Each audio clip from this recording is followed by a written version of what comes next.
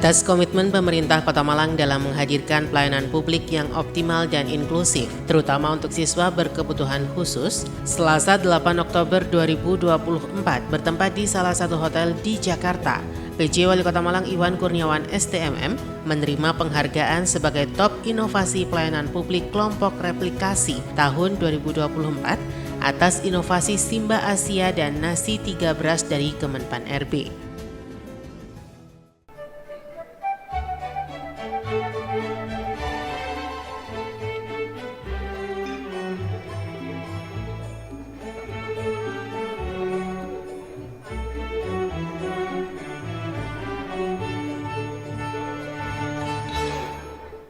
Menyanyikan lagu kebangsaan Indonesia Raya.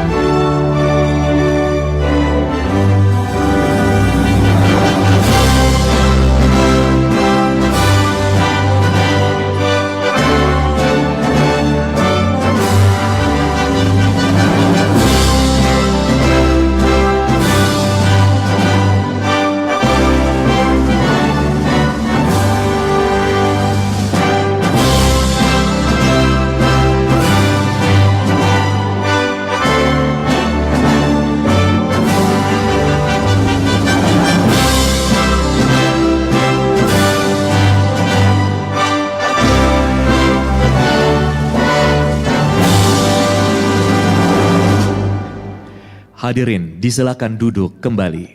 Marilah kita bersama-sama mendengarkan pembacaan Core Values ASN Berakhlak. Core Value ASN Berakhlak, bangga melayani bangsa. 1. Berorientasi pelayanan. Kami berkomitmen memberikan pelayanan prima demi kepuasan masyarakat.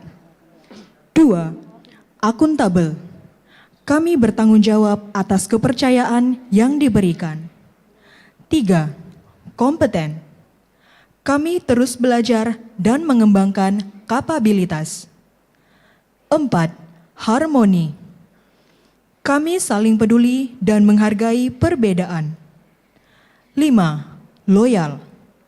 Kami berdedikasi dan mengutamakan kepentingan bangsa dan negara. 6. Adaptif.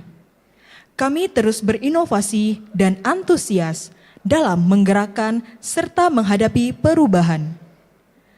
7. Kolaboratif. Kami membangun kerjasama yang sinergis. Assalamualaikum warahmatullahi wabarakatuh. Salam sejahtera bagi kita semua. Shalom, Om Swastiastu, Namo Buddhaya, salam kebajikan. dan Rahayu. Bapak dan Ibu, selamat pagi dan kami ucapkan selamat datang di acara Gebiar Pelayanan Prima 2024, mewujudkan ekosistem pelayanan publik transformatif, inovatif, dan inklusif. Bapak dan Ibu yang kami hormati, untuk selanjutnya marilah kita simak laporan kegiatan yang akan disampaikan oleh PLT Deputi Bidang Pelayanan Publik Kementerian PAN RB. Kepada Bapak Abdul Hakim, kami persilahkan untuk naik ke atas panggung. Pertama-tama marilah kita panjatkan puji dan syukur kehadirat Tuhan Yang Maha Esa, karena atas rahmat dan karunia-Nya kita dapat berkumpul di sini dalam acara Gebiar Pelayanan Prima. Acara ini merupakan momentum untuk mensyukuri berbagai capaian dan inovasi dalam pelayanan publik yang telah kita raih bersama. Pada kesempatan yang berbahagia ini, saya ingin menyampaikan apresiasi yang sebesar-besarnya kepada seluruh pihak yang telah berkontribusi bagi peningkatan kualitas pelayanan publik di negeri tercinta ini. Terima kasih kepada semua kepala daerah dan juga para menteri dan pimpinan kementerian lembaga dan seluruh tamu undangan yang telah meluangkan waktu untuk hadir dalam acara ini. Bapak Menteri dan hadirin yang berbahagia, bahwa pelayanan publik di Indonesia terus menunjukkan tren positif. Indeks pelayanan publik Indonesia yang diukur oleh The Global Economy mengalami peningkatan. Selain itu, indeks daya saing Indonesia juga mengalami peningkatan yang cukup signifikan di tahun 2024, di mana Indonesia menempati peringkat 27. Peningkatan ini mencerminkan hasil dari berbagai perbaikan yang telah dilakukan dalam pemerintahan dan dalam penyelenggaraan pelayanan publik. Pelaksanaan reformasi birokrasi telah memberikan dampak nyata dalam pelayanan publik yang menjadi bukti kehadiran pemerintah. Berbagai kolaborasi dengan para pemangku kepentingan telah dilakukan, termasuk akademisi, praktisi, mitra pembangunan, BUMN, serta internal pemerintah untuk terus meningkatkan kualitas pelayanan publik. Kegiatan hari ini sebagai bentuk apresiasi bagi para penyelenggara pelayanan publik. Oleh karena itu, kami laporkan kepada Bapak Menteri, Bapak tamu, Bapak Ibu semua, acara Gebiar Pelayanan Prima ini memiliki beberapa agenda. Pertama, pemberian penghargaan pelayanan publik. Yang kedua, penghargaan atas keberlanjutan dan replikasi inovasi pelayanan publik atau PKRI. Pelaksanaan PKRI dimaksudkan untuk mendapatkan gambaran dan informasi objektif terkait implementasi pembinaan inovasi pelayanan publik di setiap instansi pemerintah. Penghargaan yang ketiga, pemantauan atas evaluasi kinerja penyelenggaraan pelayanan publik. Penghargaan ini diberikan kepada unit pelayanan publik yang telah menunjukkan kinerja penyelenggaraan publik yang unggul berdasarkan instrumen pemantauan dan evaluasi yang dilakukan. Pada tahun 2024, evaluasi dilaksanakan terhadap 634 instansi pemerintah yang terdiri dari pemerintah pusat dan daerah. Adapun pada hari ini sebanyak 21 penghargaan untuk penyelenggara pelayanan tingkat kementerian dan lembaga. Berikutnya adalah penetapan 110 mall pelayanan publik digital dan integrasi layanan jaminan pensiun. Selain mall pelayanan publik yang berbentuk fisik yang merupakan pengintegrasian dari seluruh bidang sektor layanan dalam satu lokus kantor MPP, kami juga mendorong penyelenggaraan pelayanan publik yang terintegrasi melalui mall pelayanan publik digital. Sebanyak 199 pemerintah kabupaten kota telah ditetapkan sebagai penyelenggara mall pelayanan publik. Pada tahun 2024, telah ditetapkan sebanyak 20 JIPW yang baru. Dengan demikian hingga saat ini telah terbangun sebanyak 54 JIPP yang terdiri dari 36 JIPP pemerintah daerah dan 18 JIPP pemerintah pusat. Bapak Menteri dan hadirin yang berbahagia, akhir dari laporan ini kami berharap acara ini dapat menjadi momentum bagi kita semua untuk terus berkomitmen dalam meningkatkan kualitas pelayanan publik di Indonesia. Semoga apa yang kita lakukan hari ini dapat memberikan manfaat yang sebesar-besarnya bagi masyarakat dan dapat mendorong terciptanya pelayanan publik yang lebih baik di masa yang akan datang. Baik, hadirin yang berbahagia, selanjutnya mari kita simak arahan Menteri Pendayagunaan Aparatur Negara dan Reformasi Birokrasi. Untuk itu dengan hormat kami persilakan kepada Bapak Abdullah Azwar Anas. Ibu dan Bapak sekalian saya hormati, kami mengapresiasi yang setinggi-tingginya kepada para menteri, kepala lembaga, kepala daerah yang menunjukkan komitmen dan konsistensi nyata untuk mewujudkan pelayanan publik. Acara ini mewujudkan penghargaan terhadap unit-unit pelayanan publik tadi sudah disampaikan, dan salah satu yang penting Pak Menteri adalah terkait melembanggakan inovasi. Karena banyak sekali inovasi yang bagus dari orang sebelumnya tidak dilanjutkan Pak Ateh. Maunya bikin inovasi baru, padahal pemimpin sebelumnya sudah membuat inovasi bagus, tapi tidak dilembagakan, tidak dilanjutkan. Maka karena itu, identifikasi dari ini menjadi penting kami kerjakan pada kesempatan ini. Ibu dan Mbak sekalian saya hormati, dalam kesempatan ini nanti juga akan dilakukan soft launching 20 MPP dan 139 MPP digital, serta integrasi layanan jaminan pensiun. Kalau kita lihat terwujudnya birokrasi yang kolaboratif dan seterusnya, ini sama dengan Astacita, terwujudnya transformasi digital, perilaku birokrasi yang beretika, aparatur negara yang kompeten, dan kapasitas kelembagaan berkinerja tinggi, dan tersedianya kebijakan dan pelayanan publik yang berkualitas dan inklusif. Ibu dan Bapak sekalian saya hormati, yang berikutnya adalah kami diminta untuk terus mengingatkan isi dari reformasi birokrasi. Tidak bosan-bosannya kami oleh Presiden diminta untuk mengingatkan slide ini, bahwa kita penting yang menjadi bupati, jadi PJ, jadi direktur, jadi apapun, cek apakah ada kebijakan tumpang tindih di kantor kita, termasuk di tempat saya. Saya cek terus dengan Bu Rini, dengan teman-teman.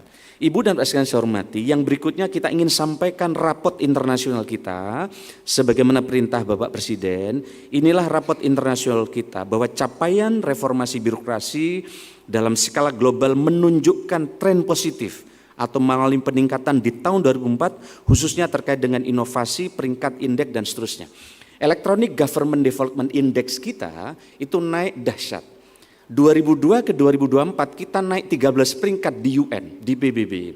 Totalnya periode Bapak Presiden ini kita naik dari 107 rankingnya ke ranking 64. Tepuk tangan buat Ibu dan Bapak sekalian.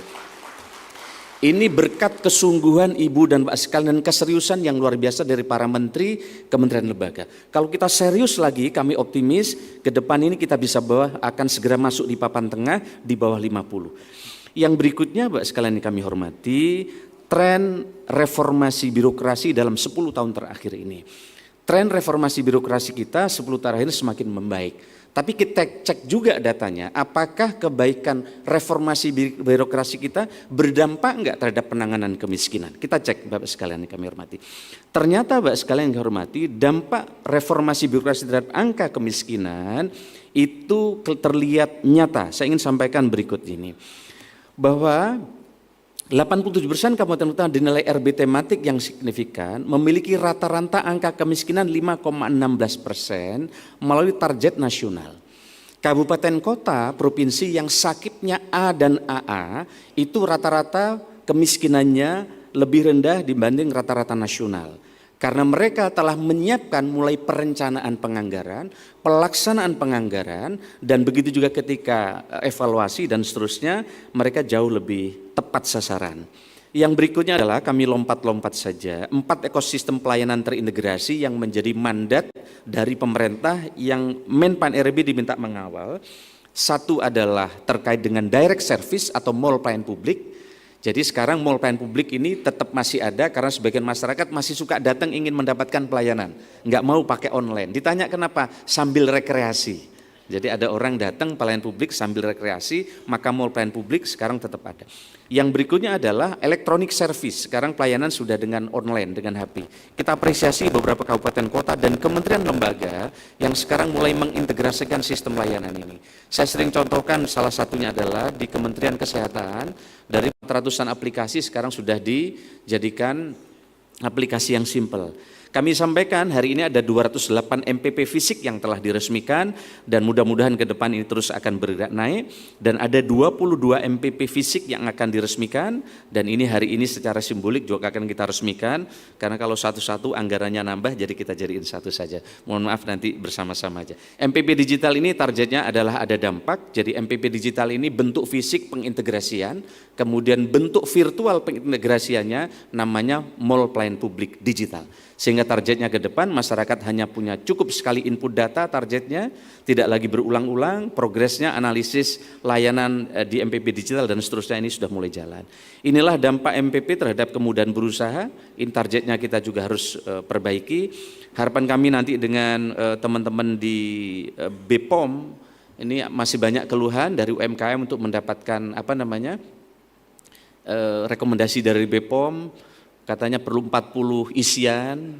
Bapak bisa akselerasi dengan teman-teman Pemda sehingga mereka bisa dipermudah. Sampai ada yang menyampaikan, Pak, kalau ini yang terjadi UMKM nggak akan bisa dapat izin dari BPOM kalau siklusnya panjang. Tapi Kepala BPOM yang baru siap akan memangkas itu. Terima kasih Pak Kepala BPOM yang baru karena mendapatkan mandat dari pemerintah untuk jalan.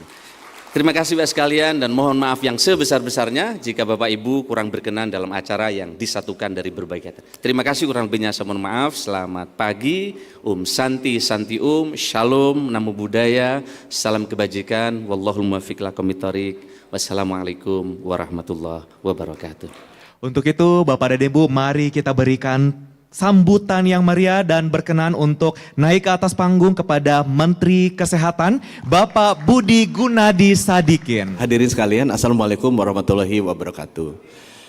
Pada kesempatan ini saya akan diminta sama Pak Anas sharing sedikit mengenai Kementerian Kesehatan, proses layanan publiknya dan digitalisasinya, Bapak Ibu. Jadi kalau boleh ditampilkan materinya, Bapak Ibu, langsung halaman ketiga aja ya. Nah, yang saya minta adalah kita nggak usah di depan, karena biasanya tuh kementerian lembaga bilang, oh saya udah punya aplikasi sendiri, saya di depan lah nggak mau ikut MPP digital. Dia bilang nggak boleh begitu. Kita di belakangnya Pak Anas aja, karena ini kan dipakai oleh 514 kabupaten kota. Masalah kedua, nanti pasti nggak mau dibuka tuh hasilnya kita. Saya juga bilang, datanya gimana?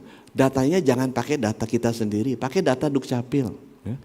Bapak Ibu, setiap aplikasi yang pegang database banyak, misalnya Pak Tito Kemendagri, itu nama, alamat, tanggal lahir dia pegang.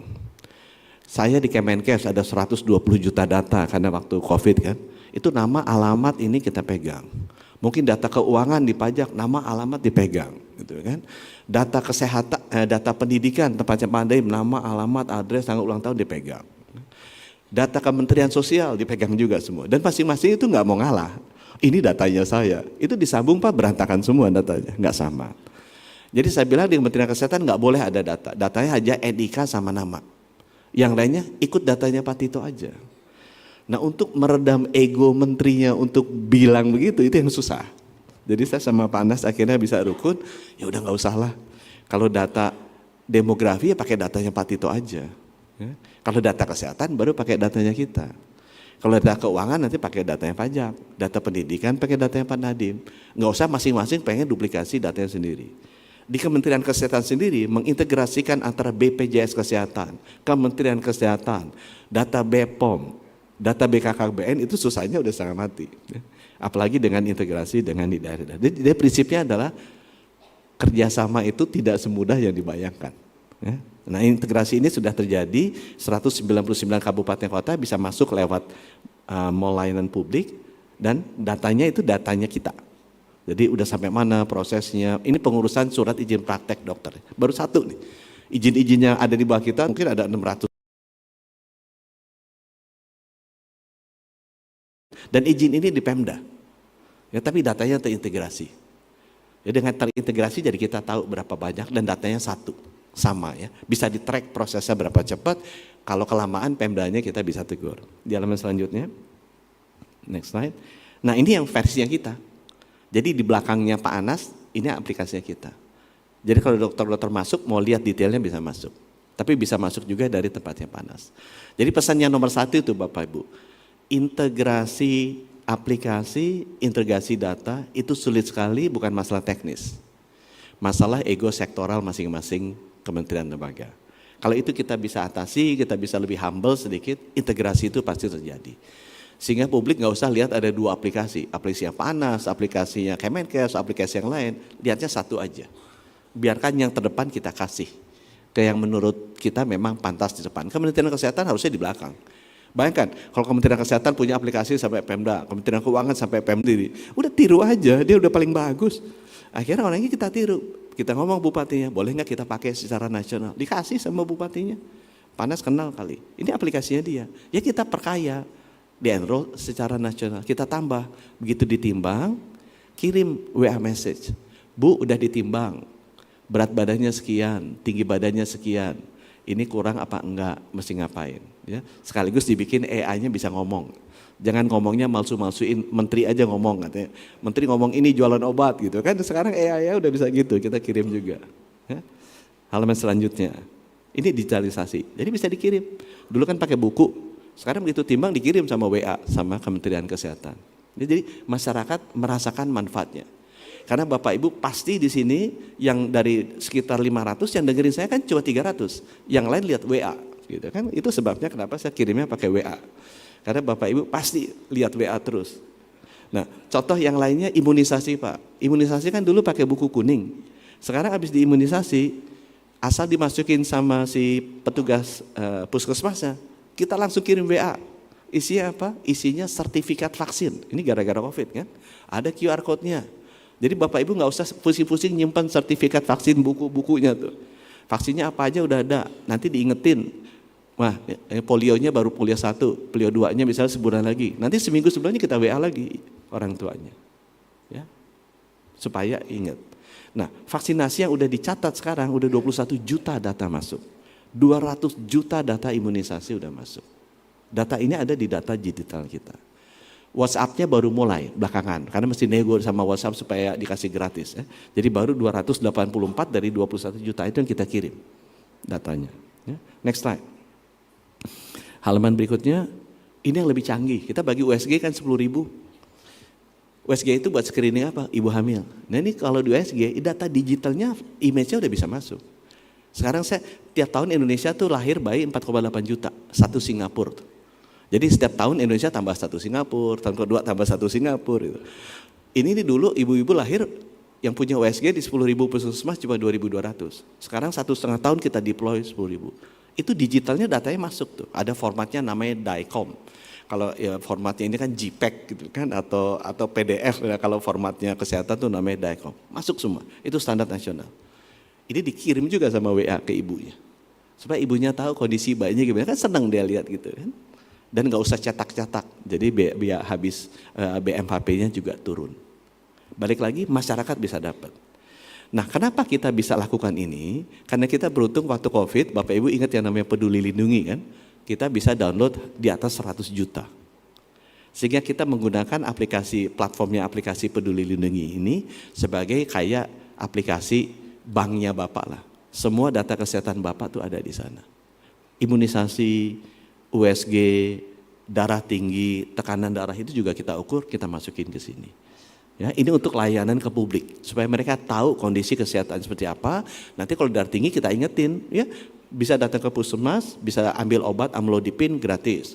Kalau misalnya gulanya diabetesnya tinggi di atas 5,7, bisa datang ke puskesmas, ambil metformin gratis. Kolesterol tinggi di atas LDL di atas 100 atau total kolesterol di atas 200, kita bisa WA, datang ke puskesmas, bisa ambil statin, rosuvastatin atau vastatin gratis.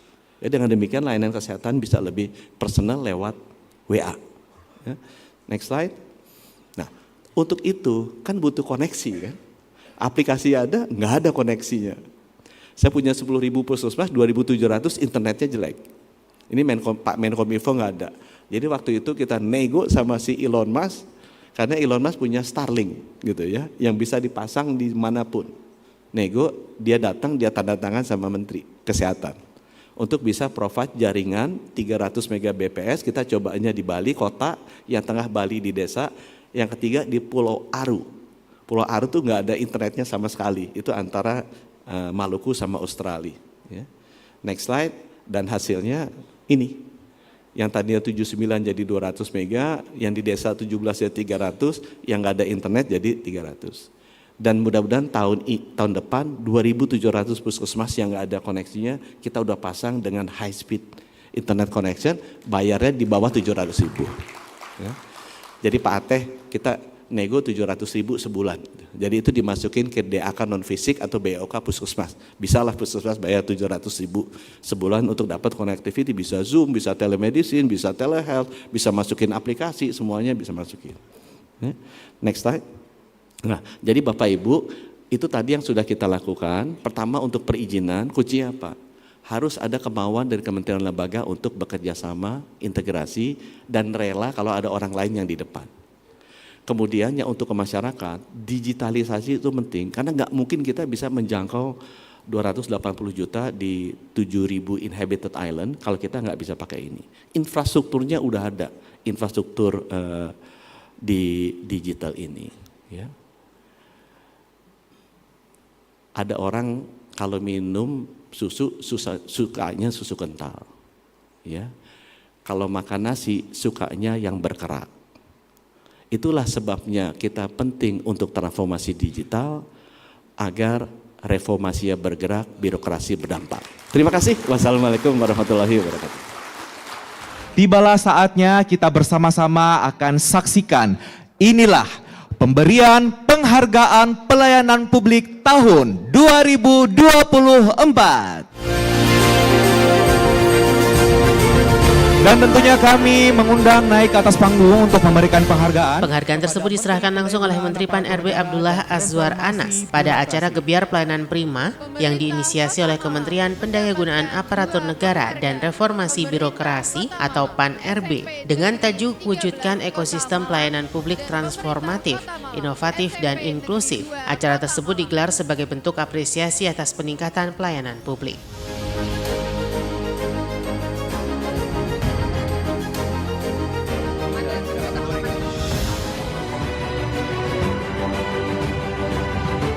Menurut PJ Wali Kota Malang Iwan Kurniawan STMM, Kota Malang dinilai berhasil menjalankan serta memastikan keberlanjutan dan replikasi inovasi Sinau Mandiri bersama anak Satwi Maba Istimewa atau Simba Asia di SMP Negeri 2 dan layanan siswa istimewa Galas Berwirausaha atau Nasi 3 Beras di SMP Negeri 13.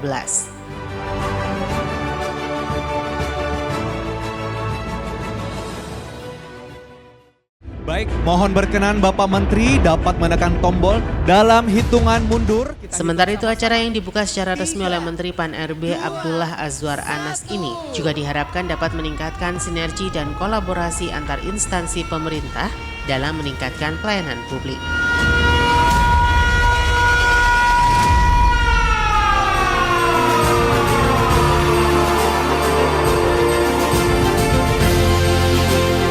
Kita beri tepuk tangan yang meriah hadirin sekalian. Dengan ini telah dilakukan soft launching mal pelayanan publik pada 22 daerah, penetapan mal pelayanan publik digital pada 139 daerah, dan pengintegrasian layanan jaminan sosial pensiun, serta penetapan hub jaringan inovasi pelayanan publik. Peliputan acara ini dipersembahkan oleh Bagian Prokompim Setda Kota Malang. Tim Liputan Batu TV melaporkan.